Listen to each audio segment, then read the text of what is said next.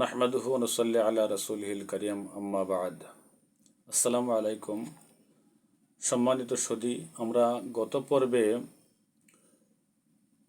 পবিত্রতা হাসিলের মাধ্যম ওযু, গোসল, তায়াম্মুমের যে বিষয়টা বলেছিলাম তার মধ্যে ওযুর আলোচনা করেছিলাম। আজকে আমরা গোসল নিয়ে আলোচনা করব, গোসলের ফরজ নিয়ে আলোচনা করব। পবিত্রতা হাসিলের জন্য শরীর ধৌত করাকে গোসল বলে। এই গোসলের ফরজ হচ্ছে তিনটি: কুলি করা, নাকে পানি দেওয়া, সমস্ত শরীর ভালোভাবে ধৌত করা। এই কুলি করা মানে গুড়গড়ার সাথে কুলি করতে হবে। নাকা পানি দেওয়া মানে এর অর্থ হলো ডান হাত দিয়ে পানি নাকে দিয়ে বাম হাতের কনিষ্ঠাঙ্গুল এবং বৃদ্ধাঙ্গুল দিয়ে এই নাকের ভিতরের নরম জায়গা পর্যন্ত পরিষ্কার করতে হবে।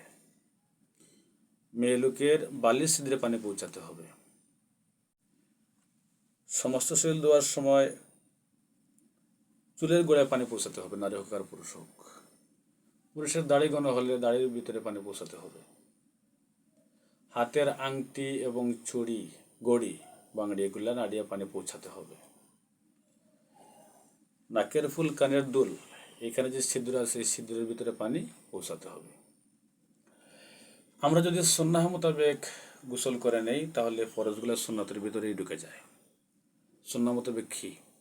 আমরা গোসলের জন্য যখন বাথরুমে যাব বা গোসলখানায় যাব অথবা পুকুরের ঘাটে ডুব দিয়ে হোক আর পানি উঠাইয়ে গোসল করা হোক, সর্বপ্রথম আমার শরীরে যদি কোনো অপবিত্রতা লেগে থাকে এই অপবিত্রতা ধুয়ে পরিষ্কার করব।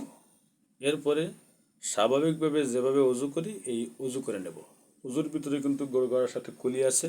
অজুর ভিতরে নাকের ভিতরে পানি পৌঁছানোর এই নিয়ম এখানে আছে। এজন্য দুইটা আদায় হয়ে যায়।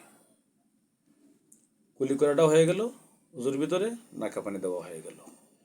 এরপরে আমি গোসল করে নিলাম, সর্বশেষ পা ধুয়ে নিলাম।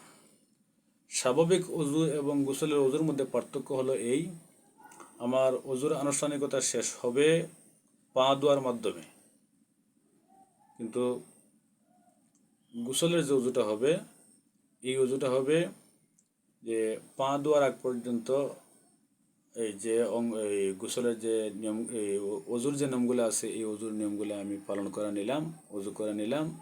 এরপরে গোসল করে নিলাম, মানে উঠাইয়া হোক আর ডুব দিয়ে হোক গোসল করে নিলাম। যদি উঠাইয়া গোসল করি, পানি উঠাইয়া, তাহলে যেই জায়গায় গোসল করছি ওই জায়গা থেকে একটু সরে গিয়ে পা ধুয়ে পরিষ্কার করতে হবে।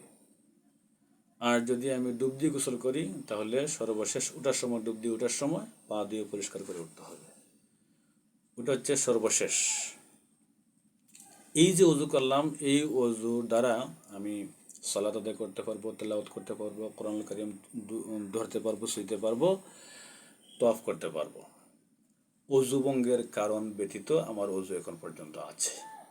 নতুন করে অজু করার কোনো প্রয়োজন নেই যদি অজু ভঙ্গের কারণ না ঘটে।